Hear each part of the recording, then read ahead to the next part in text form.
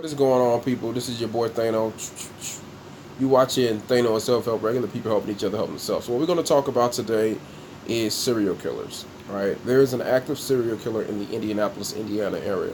The reason why there is not much publicity or much attention brought onto this in the first place is because the majority of the women that have been targeted have been black women. That's one thing. The other thing is they don't want to. They don't want to, look bad.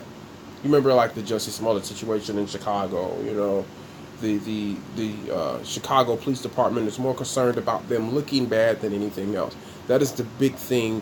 That is the big secret when it comes to our communities and in our governing and our law enforcement and all of that stuff. That's how it is. Like, people care more about how it looks. They care more about money. It looking bad can affect money. See what I'm saying? So they're more concerned about that. They don't want to lose money from tourists, people coming in town. Indianapolis, Indiana is an area that is starting to grow. They're trying to get more. They're trying to get the Super Bowl. They're trying to get this and that. You're trying to get people to come to, they want people to go and be in Indiana, be in Indianapolis, and be a part of, this process. They're trying to grow and become a more faster paced city. And the reason why is, but it just has everything to do with money. So the bottom line is, if they can connect and tie the way they have the system set up in places like Indiana is very much still following the patterns that was created many years ago, where women get paid less money, black people get paid this, and black people should be in this community, and this is happening to the black communities, and blah blah blah, all this segregation and separation, this divisiveness.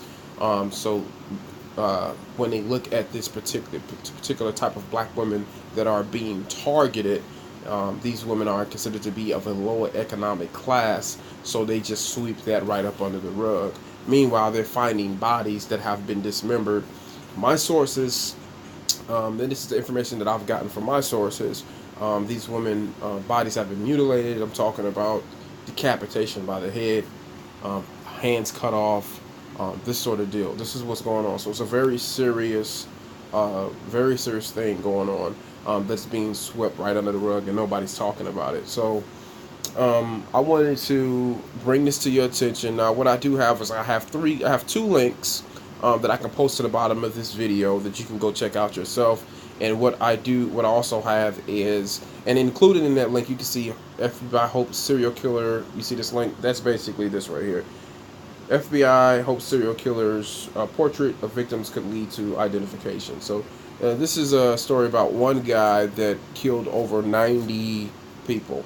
So I'm gonna have these links posted in the description, so you can check that out. You can check those out. The one video we will check out, though, is a video about cold cases. Now, the important thing about these cold cases is there's a lot of murders happening in the Indianapolis, Indiana area that are going unresolved, unsolved. So people are trying. It's difficult to say whether or not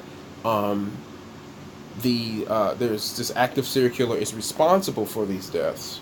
But it is fair to say that these people are getting killed, and nothing's being said about it. It's not being broadcasted all over the world. It's not making worldwide news. It's not on CNN. It's not on any of these networks. Nobody's talking about it. And I think that basically right now there is a serious problem happening in the Indianapolis, Indiana area. There's also a very serious problem happening in Chicago, that people are just dismissing because of the act of the gang violence and stuff like that. They just put it off on that. But there's people that are actually being killed that there's no connection to gang violence at all. You know what I'm saying? So there was an active serial killer in Chicago for a while. Chicago being so close in proximity to Indiana, you have to wonder if there's a connection there. There's a lot of people coming from Chicago going to Indiana in hopes to find jobs and live in a more what do you call it? Well, the cost of living is cheaper in some of these places. So bottom line, what we want to focus on is being actively involved in protecting ourselves. Now, here's something that I want to say. I want to say this real quick before we look at the video. We will look at the video at the end, or maybe I'll just post a video and a link, and you can check that out. And it'll be titled "Cold Case." This right here, "Cold Case Detective." So you'll have 3 links in the description here. So let's continue. So one thing I want to say is this. Met a lot of women, dated a lot of women, and the craziest thing that I have women that I'm, maybe romantically involved with, physically involved with, or I just know from school and this and that.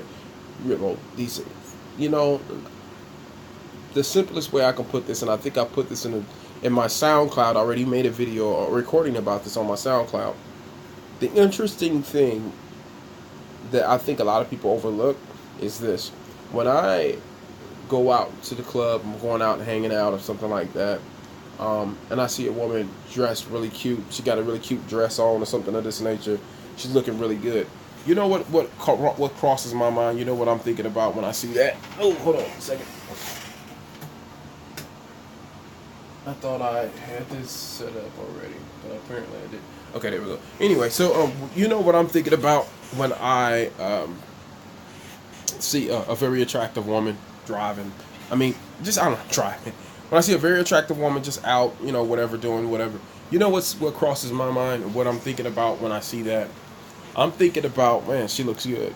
She's cute. I want to, I want to know her name. I want to know, more about her. I want to take her out. I want to get to know her. Whatever. I'm thinking these sort of things. You know what a serial killer is thinking when you're dressed in that really cute, sexy outfit? She's unarmed. Understand what I'm saying? I'll repeat that because I know I was kind of blabbering. I was moving around a lot too. When you go out and you're dressing good and you're looking cute and you put on your favorite dress and your cute shoes and you're out there walking, I'm looking at you thinking like, man, how can I approach her? What do I need to say to her to get her attention? I want to get to know her. I want to, get close to her. A serial killer is thinking she is unarmed. Do you understand what I'm saying? So you need to keep that in mind. Another thing that I'm going to tell you, I'll share a couple of stories with you. I think I actually shared these stories on my SoundCloud already. Just look for the recording that says serial killer, talking about serial killers. But those of you on YouTube and Facebook, obviously you didn't see it yet. So this was my baby mama. Went out to a club. She was coming back, making her way back to the car. She was hanging out with some friends or whatever. She's making her way back to the car. She approaches her car from the rear. And when she approaches her car from the rear, there is a girl laying in the curb almost under her car. Now, if she would have approached her car from the front and needed to back up for any reason, she would have potentially ran that girl right over and could have potentially killed her. Not only was this woman laying in the curb, but her body was exposed and everything, right? She got the girl up, got her in contact with some loved ones somehow, but basically whatever she did, she got her off on her way and she was okay. But she basically saved that girl's life that night. Here's another story. This is 2 different girls at the same party. So same party, this was a New Year's Eve party. I was working the event, and girl comes downstairs. She's a very beautiful girl. Looked like she could be Brazilian or some sort of, Latina, but she was, very, very, very, and I'm not saying she's beautiful because she was that, that was her ethnicity. I'm not saying that. I'm just describing the girl, right? So she's a very pretty girl that happens to be, I think, some sort of a Latina.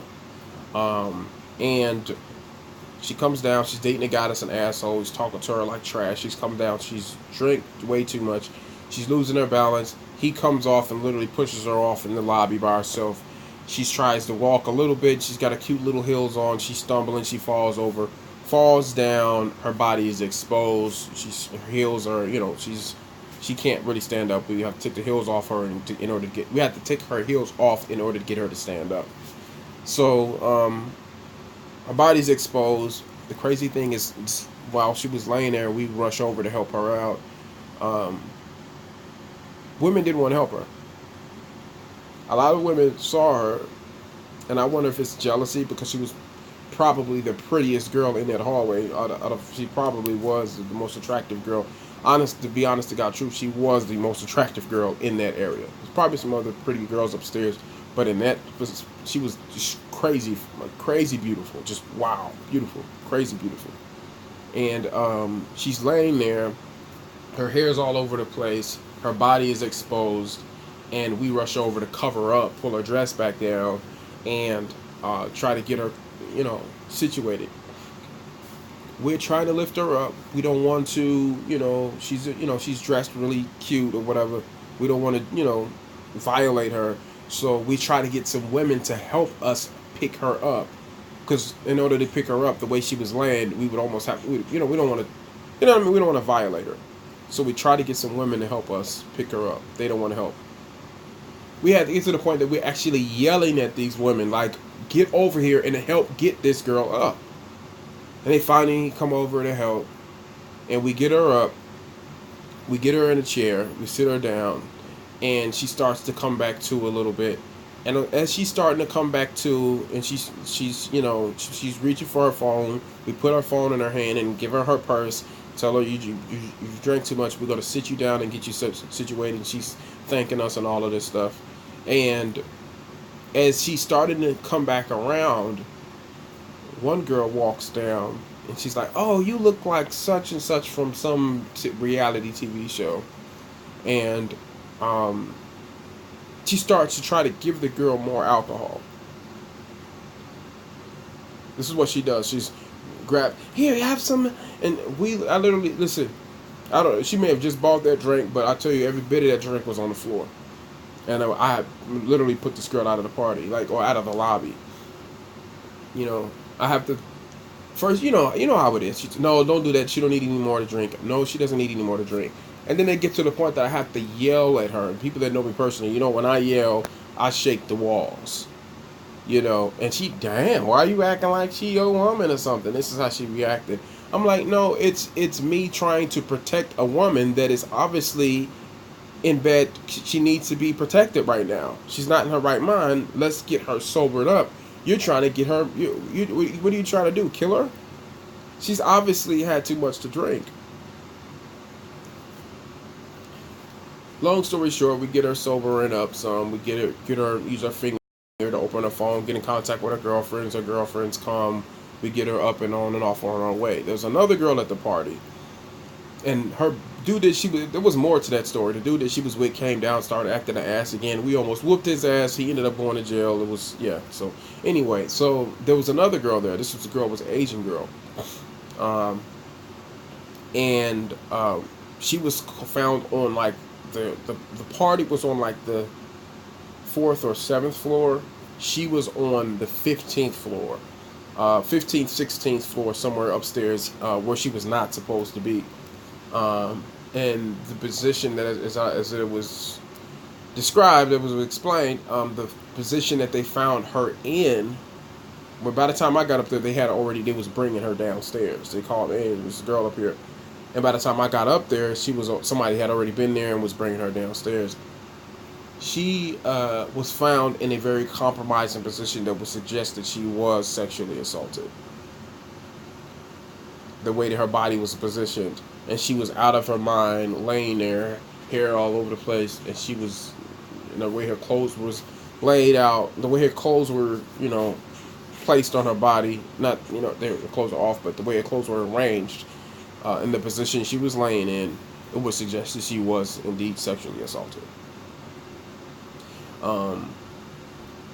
It was like, one shoe was on this side, one shoe was on that side.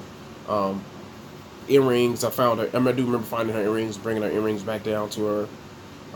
And she was crying. She was just very distraught. So I'm assuming that she was sexually assaulted. Now, I don't know if that's exactly what happened to her, but it was really bad. The moral of the story, and this video's gone on longer than I wanted it to, but we will post the links in the description. And again, we're talking about serial killers. What I'm talking about is women. Sometimes you're putting yourself in harm's way, right? It's fun, it's fine, especially on New Year's Eve. Everybody's drinking and having a good time. Ladies, you have to understand how valuable you are. You have to understand how important you are. And one thing, I think it was Dave Chappelle that was talking about this.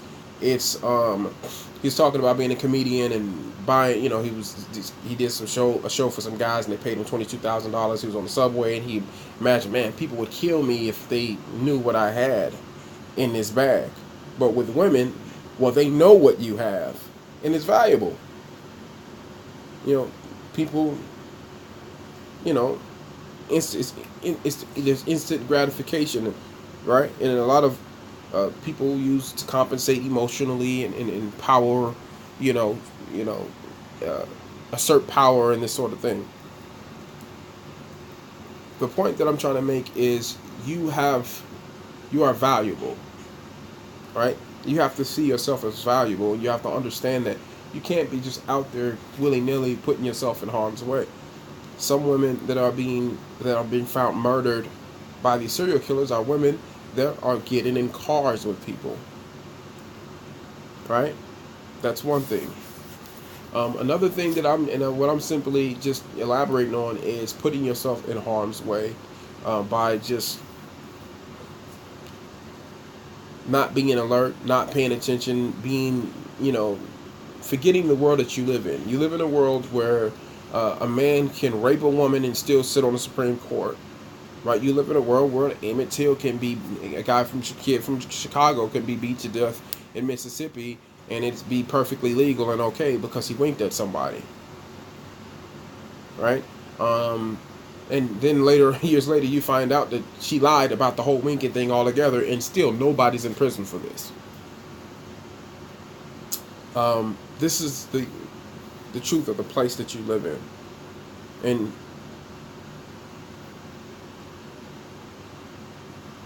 you live in a place where guys can walk in schools with AR-15s and shoot up a bunch of little 3 and 4 year old kids. And instead of trying to fix the problem, we find excuses and place blame and play games and dance around the topic. And still, not here we are today in 2019. Mass shootings are still happening every day, and nothing's really being done about it. What does that translate to? That translates to you are valuable. The powers that be, this system does not treat you like the valuable person that you are, that we are. We are valuable. They only look at us in terms of revenue and what we can do for them. How much money can you put in my pocket? That's all they care about. So we have to see ourselves as valuable. We have to adjust our lives and live our lives in that sort of way, in a way that, translate that we see ourselves as valuable. Arm yourself and protect yourself when you're out in public places. If you're wearing a cute little dress, you can buy yourself a nice little wristband, cute little band to go with your dress or something. Put it on your wrist. Put you some mace inside that. Have that on your wrist. Have something on you at all times. When you're leaving out of the club, have something stashed somewhere. Have a person that's designated to be the armed person. Have a homegirl or girlfriend that has a concealed carry, right? And don't carry concealed. When you and your girlfriends are going out, you're having a good time. She's going out. She goes get the car and she puts a big fat 45 on her hip as she walks to escort you guys back to the car. You understand what I'm saying? A big dumbass 45. It's not a game. You see what I'm saying? People are not going to, they don't want to take a chance with that. You understand? A serial killer, he's not going to risk that. He doesn't want to take, and I'm saying it's less likely to happen. Is basically what I'm saying.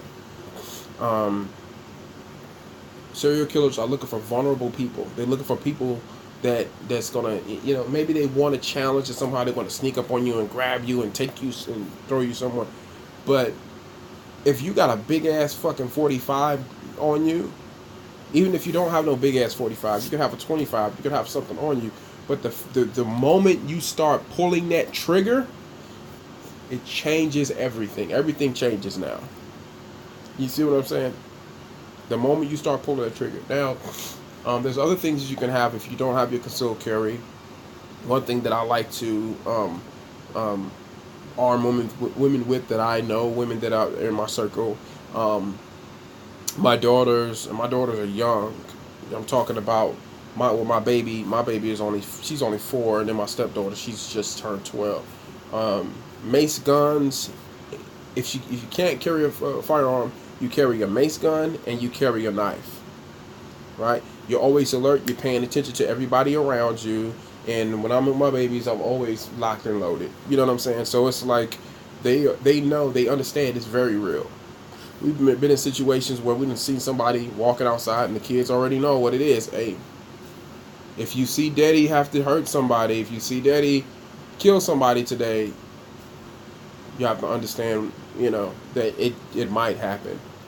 You understand what I'm saying? That's that sort of deal. Um,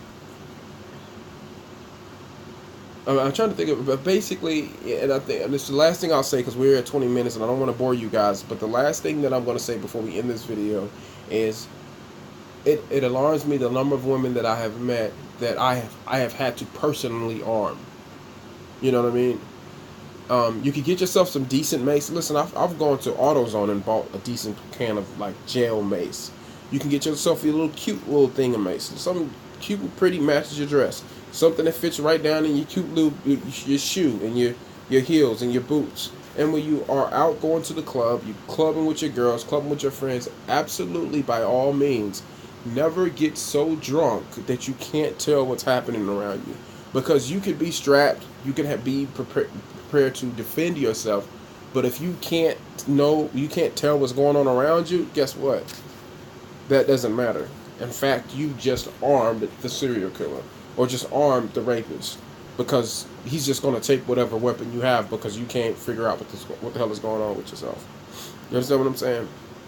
There's another story out of New York of a woman that went out. I think it was in New York, where a woman went out with some guy, and she left the club with him, went back to his apartment with him, and he killed her and chopped her body up and carried her back out in a suitcase. He chopped her up in pieces and put her in a suitcase and carried her out.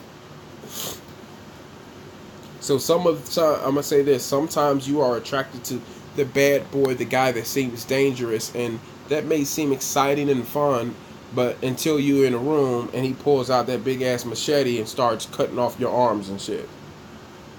All that bad boy shit it's exciting until he pulls out that big ass fucking sword, and people, I got a sword right over here. People, like, oh, you got a sword. No, you need to understand, a katana, a big ass sword will fuck you up. Right? That shit will take your arm off like that. That shit will take your arms off like this, it'll take your legs off like this, and it will take your head off like that. So, you need to be mindful of this stuff, man. I think that's everything. We're 23 minutes in, and I hope I didn't bore you, anybody. I hope that it was informative. I hope you guys take it serious, and that you are protecting your loved ones, you're protecting your women. We need to be mindful of this stuff. We have to live our lives like we live in the place that we live in, and like this, we have to live our lives like there's maniacs out here, like there's crazy people in this world. It absolutely is. You can't be out here living your life like it's not. You can't. So that's all I got to say. I don't want to bore you guys. I'm going to post these 3 links in the description so you can check them out. You can get more information, and you can start your own investigation from that point. If you get any more information, add to the train. Share the video. Share my video. Share your video. Whatever. The whole point is not the whole point in this video, not necessarily to go viral and boost my channel. This is about protecting ourselves.